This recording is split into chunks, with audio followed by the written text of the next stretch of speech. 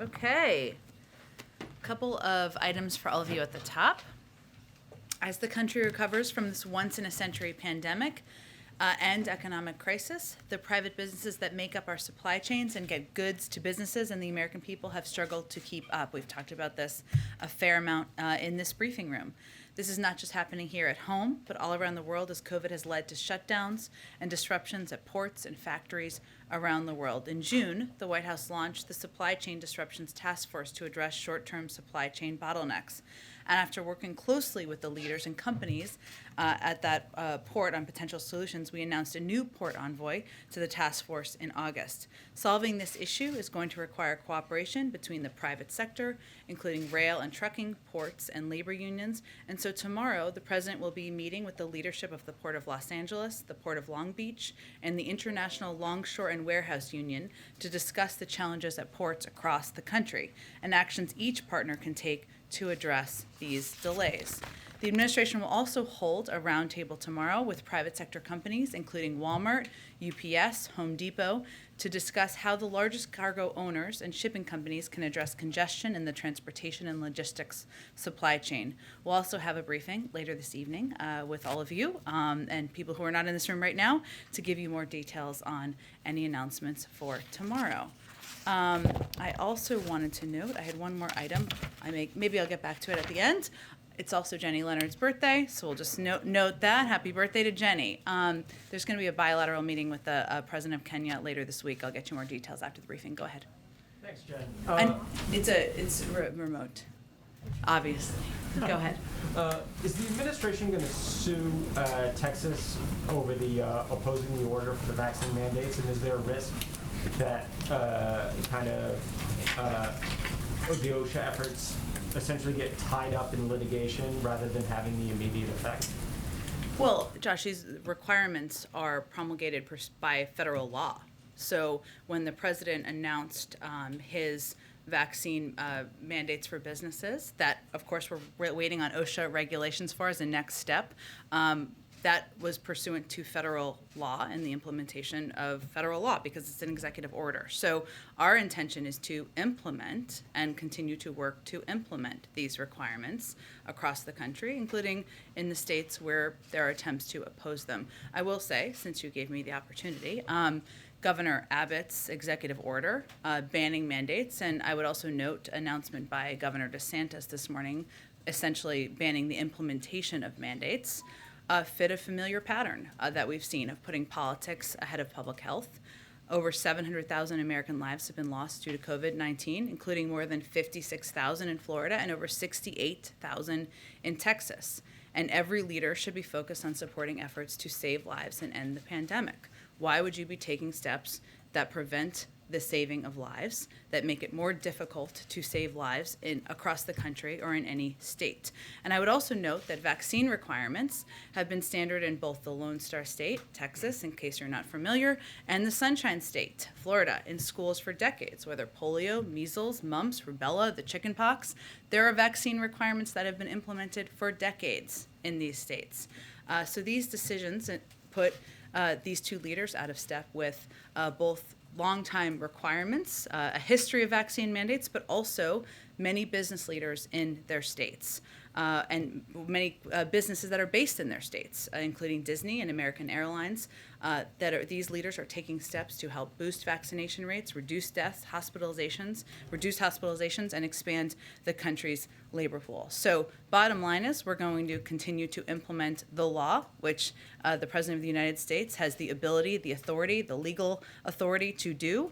And we are going to continue to work to get more people vaccinated to get out of this pandemic. The president will use every lever at his disposal to do that. And then secondly, the JOLTS report today indicated that nearly 3% of U.S. workers quit their jobs in August. That's 4.3 million people.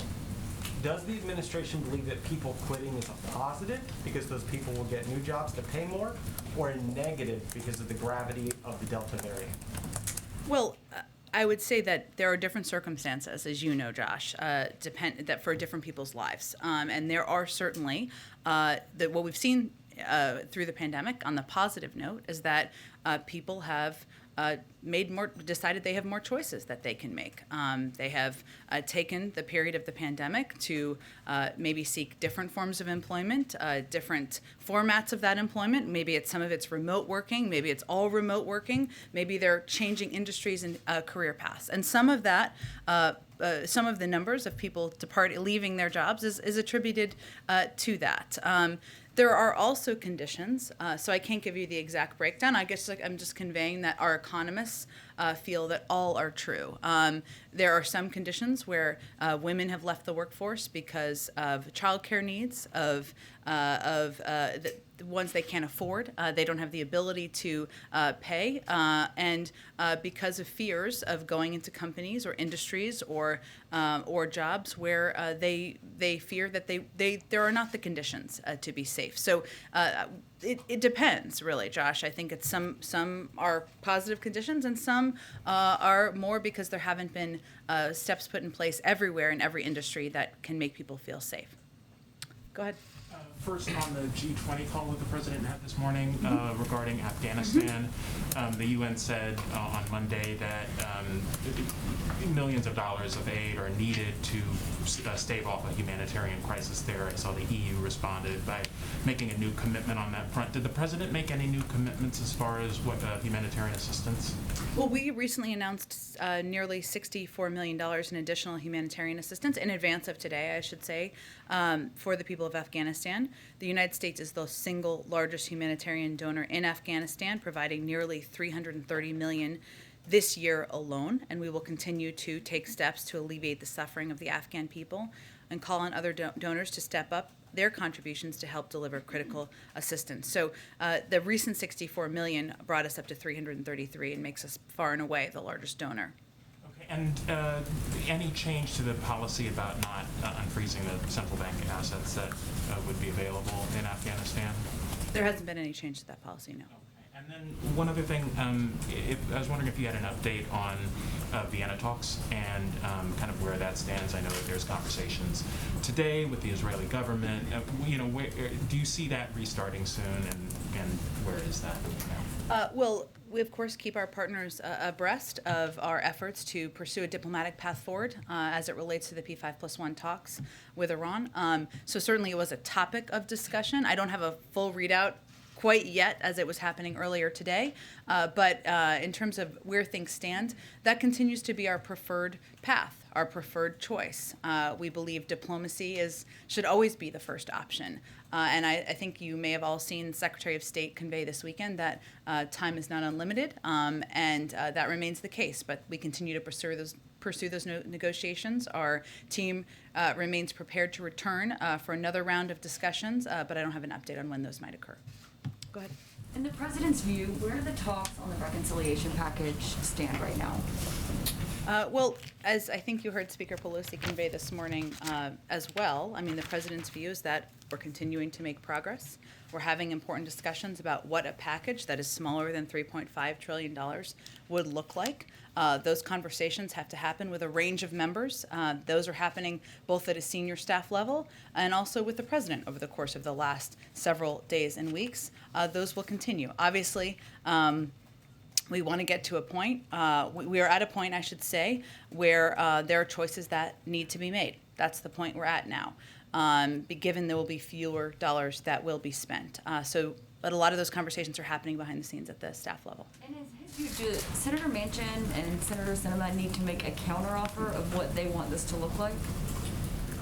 It's more of an ongoing conversation than it is a passing back of dramatic paper every couple of days. So there's an ongoing discussion with Senator Sinema, Senator Manchin.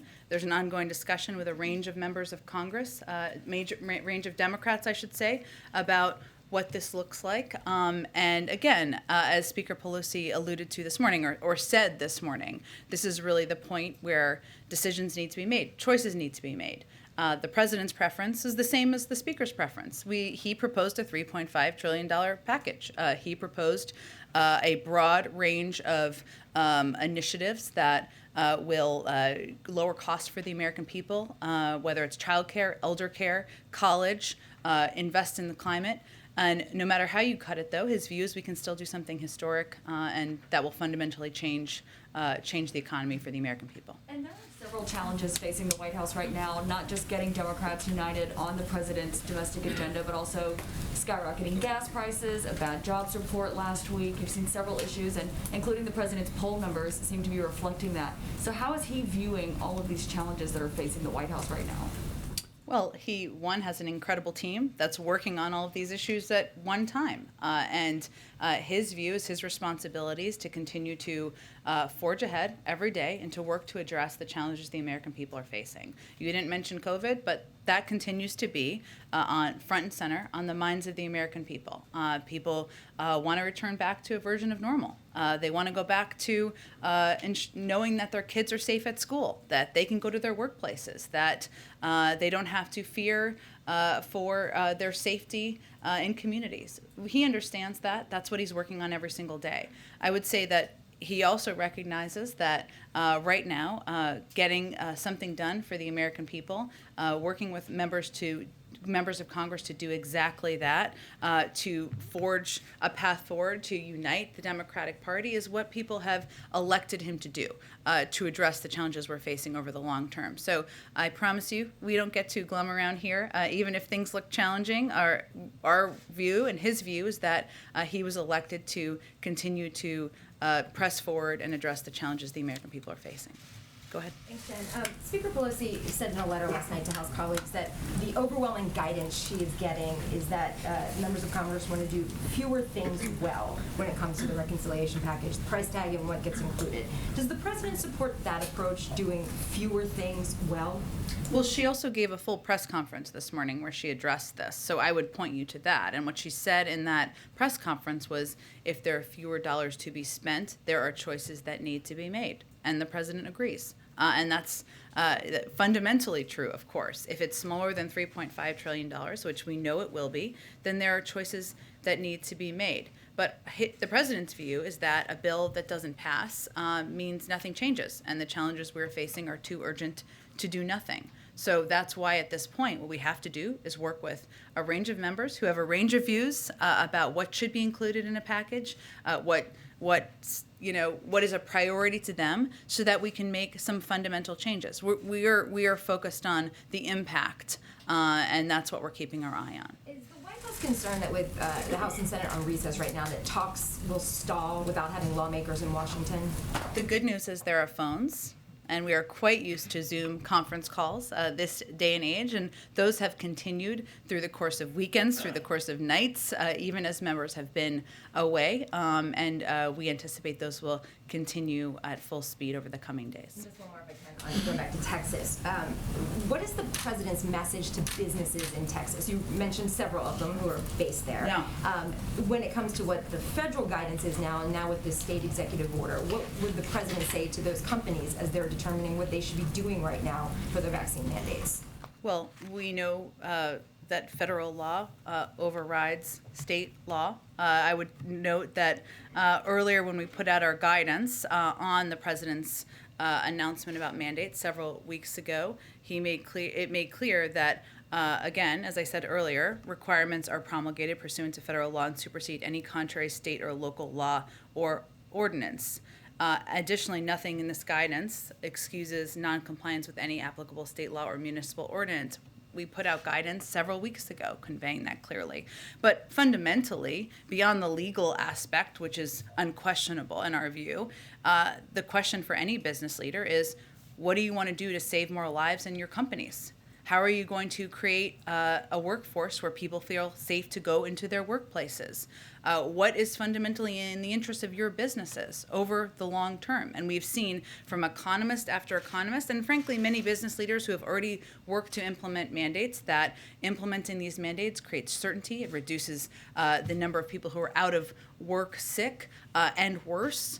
And that is good ultimately for businesses. It's good for the economy, but also saving lives is something fundamentally business leaders can do by continuing to work to implement these mandates. But I would note that a lot of these businesses are doing them on their own to date. We're still, the OSHA, in terms of the federal level, the OSHA requirements are the next step, which we expect to have soon. Go ahead. Thanks, Jen. Clearly, Governor Abbott knows that federal rules supersede state rules, so why do you think he did this? Politics. Can you elaborate? Well, I think it's pretty clear when you make a choice that's against all public health information and data out there, it's not based on what is in the interest of the people you are governing. It's perhaps in the interest of your own politics. And then, I know you said that there's going to be a background briefing later, but is there anything you can tell us about the stakeholders that the president is meeting with tomorrow and what the administration can do, is doing about some of these supply bottlenecks? Sure. Well, we're taking a number of steps, which I'm happy to outline, but let me focus on the ports, because that's clearly what a focus will be tomorrow. One of the challenges we're having is, as you've all seen and shown on many of your networks and others have reported on, is the delay of goods getting through to our ports, enabling them to get to people in the country. We know that's one of the bottlenecks in the supply chain. Now, the supply chain bottlenecks range industry to industry, but we certainly know addressing those bottlenecks at ports could help address what we see in many industries across the country, and frankly, are leading people who are preparing for holidays, for Christmas, whatever they may celebrate, birthdays, to order goods and get them to people's homes. So that's what he'll focus on tomorrow, is to talk about what we're going to do on ports, something that has been a focus of his for months now, and he's hired people to help address it. Go ahead. Thanks, Jen. I want to follow up on an earlier question. You referenced Speaker Pelosi's press conference this morning. Yeah. It seemed like she somewhat backtracked from her message yesterday about what, sort of path Democrats would need to take if there are fewer dollars. It seemed like she was indicating that fewer programs done well would be the preference, but then this morning said that the first thing to go would be the timeline. So has the president given any sort of a push in either direction on this? This is all part of the discussion, and I will let you convey or ask questions of Speaker Pelosi yourself. She's, as we saw this morning, more than capable of speaking on her own behalf. But what she was conveying is that while it was her preference, the president's preference to have the initial package proposed, what our focus now is on is building a real, tangible package that can become law and is going to make a transformational difference in people's lives. So I understand, and we all know why we're talking here about the size and the cuts, et cetera, but a cut, it's not a cut just because someone once proposed something bigger on paper. It's not a bill or a policy that's going to change lives if nothing is passed. And that's what we're working through. There's a lot of ways to do that, and that's the discussion she's having with her caucus, and the president is, of course, playing a prominent role in. So the president doesn't prefer then one avenue or the other? The president wants to make fundamental change in our economy, and he feels coming out of the pandemic is exactly the time to do that. And if we don't do it now, if we don't address the cost of childcare, to go back to Josh's question earlier, if we don't address the climate crisis, if we don't ensure that universal pre-K is a reality now, we're not going to have the same opportunity to do it for some time. And I want to get to the supply chain issues. Is there any consideration of potentially lifting Trump-era tariffs to give some sort of an immediate relief to this problem? I know that the task force has been talking about long-term solutions, but that's something that some trade representatives and business leaders have suggested could have a real impact right now. Well, the task force has actually been talking about a range of steps that need to be taken. And I think, as you saw by our announcement or our Ambassador Tai's speech last week, we are open to considering policies or continuing some policies if they are in the interests of the American people and the interests of our economy. But ultimately, what we're seeing is that, and what he'll be talking about tomorrow, is that the ports and the ability to move goods through ports is certainly one of the big bottlenecks. That's what he'll be addressing. Now, there are other issues in the supply chain, including manufacturing and international manufacturing hubs, where the issue there is the number of people who aren't showing up for work or factories that are shut down because of COVID. We are still the world's largest supplier of vaccines, know-how, manufacturing capacity to help address that. We've seen different types of supply chain issues as it relates to to lumber, as it relates to chips. There are different solutions for different industries, and we're working to address all of them at the same time. There are some people who say that the president should be pressuring unions to loosen work restrictions that are keeping, for instance, truck drivers limited on their hours behind the wheel, or these ports operating at a less than full capacity. What's the White House answer to that? I would say we have taken steps at times, when warranted, to loosen restrictions, as you saw in reaction to some natural disasters we've had over the course of the year. Ultimately, the president's focus is addressing the needs, the challenges, and the threats to the American people to their well-being, to their economic well-being, and he'll consider a range of options. But again, the Supply Chain Task Force has been working for months to address these issues. One last one. What's his answer? What's the White House response to people who say vaccine mandates have reduced the workforce and contributed to this problem? Well, I know world-renowned business, travel, and health expert Senator Ted Cruz has made that point, but I wouldn't say that that is widely acknowledged or echoed by business leaders who have implemented these mandates, by health experts who have conveyed the way to get out of the pandemic is to ensure that we are doing exactly the steps the president has announced and we are working to implement. It doesn't mean this isn't hard and challenging. Of course it is. We're in the middle of a global pandemic. But ultimately, the job of the President of the United States is to lead, is to follow the advice of health experts, is to ensure that he is protecting the lives of people across the country. So I know there was a little hubbub over the course of the last few days about Southwest Airlines. We now know that some of those claims were absolutely false, and actually the issues were completely unrelated to vaccine mandates. But again, what we've seen business to business across the country is this is the way to save lives, create more certainty. It's good for the economy, and it's something we're looking forward to implementing. Given how important the vaccine mandate policy is for the administration, why is it taking so long to get that rulemaking in place?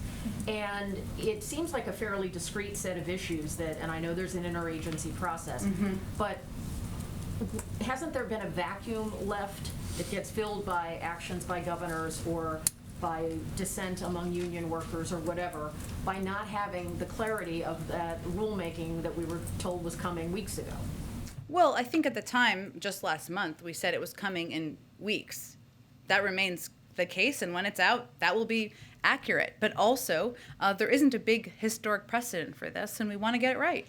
And the team at OSHA, the team at the Department of Labor, wants to get it right, wants to be able to create some clarity for businesses around the country. I would say that requiring and mandating for businesses of 100 people or over vaccines is not a small task. That is a big, bold proposal, idea, and something that we want to implement with as much clarity as we can. We know there will be questions even after these rules are put out. We understand that, but that's why we wanted to take a little bit of time, not too much time, to get it done. Can you describe what's happening behind the scenes? Are there a group of people who are, this is the only thing they're working on each day, or where does this fall in the priorities getting those answers?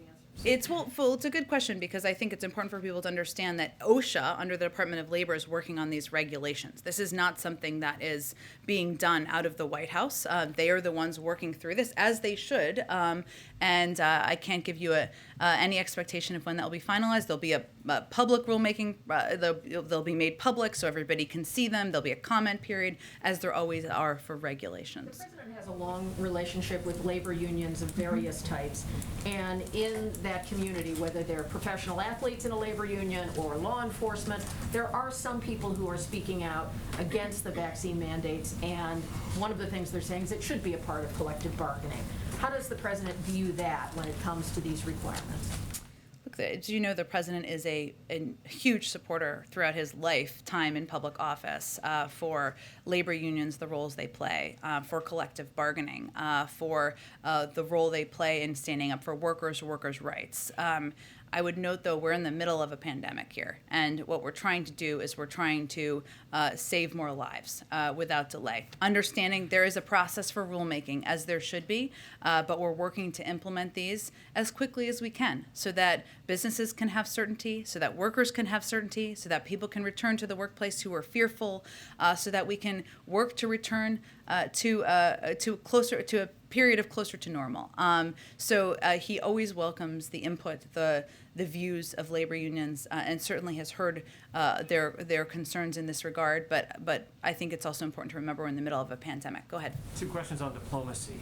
On the G20 call this morning, it was reported that neither Vladimir Putin nor Xi Jinping were on the call.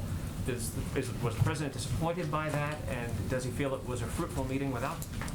It was a meeting organized by the Italians, so I would certainly point you to them for confirmation of who may or may not have attended.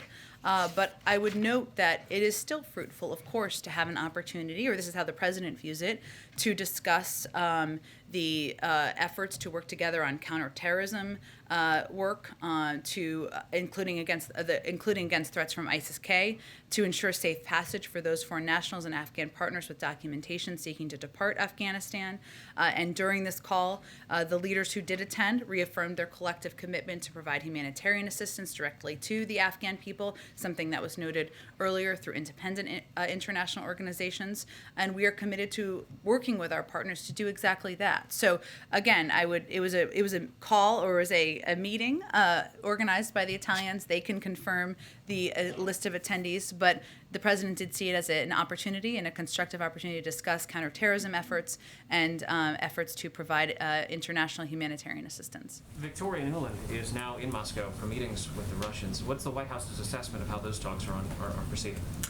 I'd really point you to the State Department on that, Steve.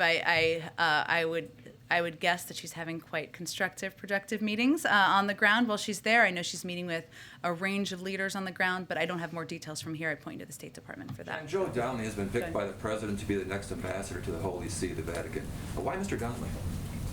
Mr. Donnelly is someone who has a long record in public service.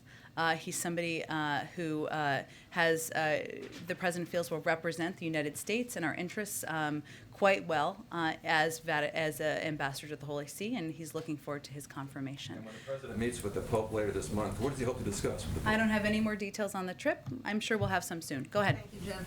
I have a climate question. What is the minimum that the president wants Congress to do or give him before he goes to these important international climate meetings? And if they can't pass Build Back Better by the time he has to go, does going to these meetings empty-handed undermine U.S. leadership on climate? Well, I would say first, I don't have a new deadline to convey from here. What is clear, but what you're asking about, I think, is how the international community will react to what's happening domestically, just to kind of break down the question. What I think is very clear to the international community, and they can all speak for themselves too, is that President Biden came into office absolutely committed to regaining America's seat at the table in international diplomacy, including in climate. One of the first steps he took was to rejoin the Paris Climate Agreement. He has taken steps that he could take of his own accord here, working with car companies and auto manufacturers to ensure we are reducing greenhouse gas emissions even without congressional action. And he has proposed a bold, ambitious climate agenda here in the United States that he's working to move through Congress. So his commitment to these issues, his dedication to taking action here domestically so that the United States can be a leader internationally should be unquestionable on the international stage, and I think that's the message he'll convey, regardless of where the package stands. Even if he doesn't get it? We intend to get it, but I'm not going to set a new timeline. Go ahead. Sure. The White House announced that Joe Biden's headed to Virginia to campaign for Terry McAuliffe. Can you give a sense of what Joe Biden will be doing over the next couple of weeks in Virginia or to campaign for McAuliffe? Has he been asked to come? I don't have any updates on travel. I would expect we will have more to convey soon about his plans to support the election of former Governor McAuliffe. And one more just on the G20 this morning. I wonder if there was any sense of frustration on the part of our allies or a sense that the U.S. has an obligation to do more because of our withdrawal from Afghanistan. Can you give any more on that? More than being far and away the largest provider of humanitarian assistance? No, I'm asking you. I would point you to our allies. I haven't heard them have that complaint. Go ahead. Thanks, Jen. As the price tag comes down on the reconciliation package, are there certain pay-fors that you are also becoming more amenable to negotiating on then? For instance, staying at the corporate tax rate now, for instance? Are there policies like that you all are coming down on? Or? Well, I would say that because the package will not be $3.5 trillion, as you all know, it will be smaller, as everyone has acknowledged. You won't need the same number of paid-fors, obviously. It doesn't require a mathematician. I think that's why you're asking the question. But in terms of what those look like, there have been a range of proposals the president has conveyed he supports as it relates to pay-fors. Ultimately, he wants to make the tax system more fair, raising the corporate rate, asking the highest income Americans to pay more is certainly part of what he has proposed, but that's all part of the discussion as we speak. Earlier you just said that if you all don't act on some of this social spending, you're not going to have the opportunity to do it for some time. Was that a speculation on the midterms, or what did you mean by that? No, it was not. It was conveying that this is a moment coming out of a pandemic to change fundamentally how we invest in our workforce, how we invest in American families, how we think about what our priorities are in the United States. Is our priority making sure that people can afford childcare so that they can join the workforce? Is it or is it not? Is our priority doing more to address the climate crisis? Is it or is it not? And coming out of a pandemic is exactly a moment to do that. It was not a political assessment. It was more about the moment we're coming out of now. Go ahead. Hi. So it's been 6 weeks since the drone strike in Kabul, and the administration said that they would consider giving compensation to the family who lost people. The LA Times reported today that no one has reached out to them. Can you say why? It's really under the purview of the Department of Defense. I would point you to them. I'm happy to check with them too and see if there's an update. Go ahead. Boston Marathon bomber Johar Tsarnaev's case is before the Supreme Court this week, and the Justice Department is seeking to reinstate the death penalty in his case. Does the president support that approach, and if so, how does that square with the current federal death penalty moratorium and his campaign promise to try to outright eliminate the death penalty at the federal level? I don't have anything more on this case. I'm happy to talk to the president and see if there's more we can convey. I'd really point you to the Department of Justice. Go ahead. Is the White House considering any options outside of Congress before December to deal with the debt limit, such as invoking the 14th Amendment?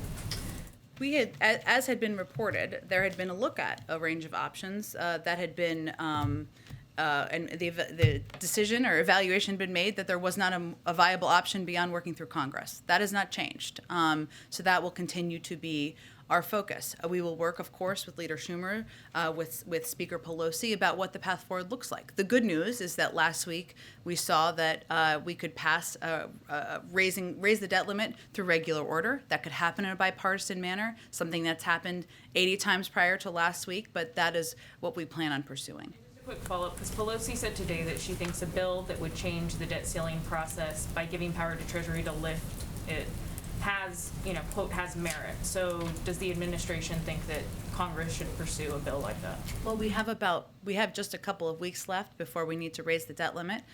So that's what our focus is on now. There's plenty of time after that to have a discussion about what it looks like moving forward. There's no question that we don't want it to be a political football any more in the future. But right now we're focused on working with Congress to raise the debt limit. Go ahead, Jenny. Thanks. On inflation and the supply chain disruptions that you just mentioned, Federal Reserve official Raphael Bostic said today that inflation may not be transitory and that it's becoming increasingly clear, this is a quote, that the future of this episode that has animated price pressures will not be brief, and by this definition, the forces are not transitory. Does the White House still believe that inflation is a transitory problem? Well, I know the Federal Reserve I understand he's a representative of the Federal Reserve, though, and it is under their purview, but they do have regular updates on predictions of inflation and what it looks like in the coming year. I don't think they have revised that unless you tell me otherwise officially. The OECD has also predicted that it would come down in the next year. But bottom line is our focus is on preventing inflationary pressures from being an issue in the future. And that's why the president is committed to moving forward with his Build Back Better agenda, with his bipartisan infrastructure plan, investments and proposals that outside economists have said will help address this over the long term. And then one more, do you have any updates for us on President Biden's meeting with President Xi of China? I don't have any update at this point. It's just something that we're working through and in discussions about at a staff level. Jen, Go ahead. The Minister of Israel showed concern about that to Jack Sullivan, National Security Advisor, that Iran is getting closer and closer to obtain a nuclear weapon.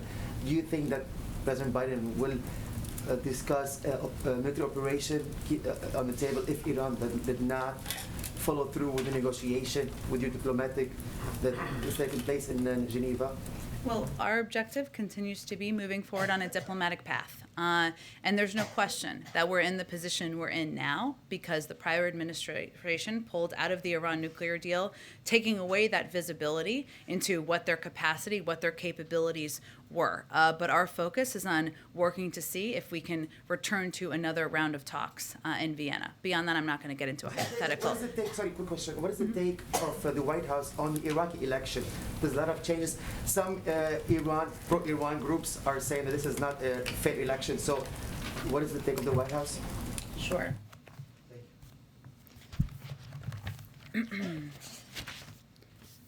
So we congratulate the Iraqi government on having fulfilled its promise to hold earlier elections. We are pleased that the election days were largely conducted peacefully. We've seen the preliminary results announced by the Iraqi Independent High Electoral Commission yesterday and are waiting for the final certified results. These elections included hundreds of international monitors and observers from the UN and EU, in addition to thousands of domestic observers. We look forward to reviewing their reports. Once the final results are certified, we hope that the new Council of Representative members will form a government that reflects the will of the Iraqi people and which can work to address Iraq's governance, security, and economic challenges. Go ahead. Hi, Jen, can you confirm that U.S. personnel in Colombia have reported anomalous health incidents that's being investigated as Havana syndrome? We don't confirm individual reports. What we do is take every report that comes through our interagency quite seriously. As we've talked about in here prior, this administration has made addressing Havana syndrome or anomalous health incidents, whatever you want to call them. We have refocused the efforts on it after they had not been focused on for some time. That includes ensuring that the president signed a law last week ensuring that assistance, medical assistance, funding for medical assistance was provided to anyone who needed it. That we have a process within key agencies to ensure we're addressing it and making sure people get the assistance they need. But we are still in the attribution phase. That is still being considered, and we don't confirm individual incidents. Follow up on Texas, unrelated issue. Sure. You talked about continuing on with implementation. Should we expect the administration to make legal filings in Texas challenging Governor Abbott's order as the administration moves forward with implementation of the OSHA rule and of the mandate for federal employees? Well, the next step is the regulations coming from OSHA. In terms of legal action, I'd point you to the Department of Justice. I don't have anything to predict on that front. Thank you, Jen. It's been a bit, so I hope to ask you quickly about 3 different subject areas, if that's all right. The first subject area is we at the New York Post reported on Friday that the first son had sold 5 prints of his artworks for $75,000 each, and that a team of lawyers is reviewing the prospective buyers who are going to be allowed into an upcoming New York show. That seems to suggest a departure from the White House brokered agreement where the purchasers would be anonymous. I was hoping you could say if the White House knows who purchased the 5 prints and whether there is indeed a departure to the arrangement that there would be an anonymity here. I know this is your favorite topic, but it still is the purview of the gallerist. We still do not know and will not know who purchases any paintings, and the president remains proud of his son. White House. Did you have another question on something else? Otherwise, we're going to move on to some other topics. Lots going on in the world. Yes, so about Build Back Better and tax policy, I'd like to ask you about proposed tax increases and proposed tighter tax enforcement. President Biden often describes raising taxes on higher incomes as a matter of fairness and enforcing current tax policy as a matter of people paying their fair share. But Republicans in Congress, led by Representative Jim Banks, are pointing to a recent Congressional Research Service report which they say underscores that President Biden allegedly owes $500,000 in Medicare taxes that he didn't pay by allegedly improperly categorizing $13 million in income routed through S corporations in 2017 to 2018. Tax law expert Robert Willens, who teaches at Columbia University, said, quote, in my view, the case can easily be made, end quote, by the IRS that President Biden owes back taxes under current law. So as he campaigns for... This is a very long question. I think I know where you're getting at. This has been debunked, as you probably know. Also, he's released many, many years of his tax returns, so people can check them out. Okay, go ahead, George. Go ahead. Go ahead. I think we're going to move on to some more topics. Go ahead, George. I wanted to follow on your answer about the challenges, specifically the calendar. There are 50 days between now and December 3rd. I was like, is there a calendar up here? Okay. I was surprised. I was like thrilled to hear it, but go ahead. There are 50 days between now and December 3rd. You lose a week to foreign travel. Yeah. You lose a week to Thanksgiving. That's not a lot of time for, funding government, raising the debt limit in your two bills. Can you talk for a second about the time pressure and the calendar challenge of getting this done? Sure. Well, George, I think it's going to be quite a busy week after Thanksgiving. So everybody get ready, get your rest during that period of time. Look, I think Congress can get things done quickly and rapidly. Often they do it under time pressure. We certainly understand that. You are right that time is not unlimited, and we want to move not just, of course, keeping the government open and funding the government as we should, but also raising the debt limit and also getting the president's agenda moved forward and across the finish line. And so that is going to require a lot between now and the end of the year. We recognize the challenge of timing. That's why there's so much work happening behind the scenes. Even when Congress isn't in session, there's calls, there's video conferences, and we're constantly working here to move all of these parts of the agenda forward. There are some things that could happen quickly. Congress could just vote to raise the debt limit, an up or down vote would just be really quick. That's possible. Same on funding the government. All of that can happen. And then we can move forward on key components of the president's agenda that will fundamentally change the economy and make the lives of so many people in this country better. Yamiche, go ahead. Hi, thanks, Jen. First question is, what role does President Biden see for himself in helping Democrats figure out what to take out of the bill? I understand that you don't want to say whether or not he agrees with Nancy Pelosi, House Speaker Nancy Pelosi, saying fewer things should be done well, but I wonder, what does he want? Is he actively giving people, here's what I want to see in this bill? Does he see that as his role? Well, he sees his role as doing what the American people sent him to the White House to do, which is to find common ground, so that we can move forward with an agenda that the American people demand we pass. And, his view is also that building a real tangible package is what our focus is on right now. It is not about dismantling a hypothetical package. It is about how we build the best package based on the ideas he's proposed that can fundamentally change people's lives and make them better. So he's going to be, of course, actively involved in the discussions, as has been at every point in this discussion. But again, his view is that an alternative to a deal isn't a hypothetical bigger plan. It's nothing, and we can't afford to do nothing. So what he's trying to do is move everybody forward toward a unified path so that we can make some big changes for the American people. It is inappropriate then to say, I want climate change and child care definitely, and other things might need to be cut in the way that House Speaker Nancy Pelosi essentially said today? Or does he think that it has to be the lawmakers that decide what comes out of this bill? Well, that's not what I heard her say today. But again, she can, of course, more than capable of speaking for herself. But what I heard her say today is that a bill that doesn't pass means nothing. It's nothing. So what you need to do, if you want to get all those things done, make a historic investment in climate change. If you want to address some fundamental inequalities in this country, if you want to cut costs for the American people, you need to find common ground. It doesn't mean you're going to get everything you want. The president knows that. Speaker knows that. That can be, you can have a moment of disappointment on that as well. But ultimately, his role is to work to bring people together, to find a unified path forward so that we can get something historic done. And a quick follow-up or a quick other question, which is, this weekend we saw former President Trump go to a rally in Iowa, make all sorts of claims that are clearly not true, but we saw high-profile GOP officials there, including Chuck Grassley, who is the longest-serving senator in Congress. What does the president make of not only what former President Trump is saying, but the fact that there are GOP lawmakers, elected officials who are willing to still stand by him and go up in front of these crowds with these claims that are clearly false? The president's focus is on working to deliver for the American people. He didn't watch the rally. I can assure you of that. I'm not sure he's even seen clips of the rally. He looks for a way. Of course, he's worried about the threat. I think he's talked about what we saw on January 6th.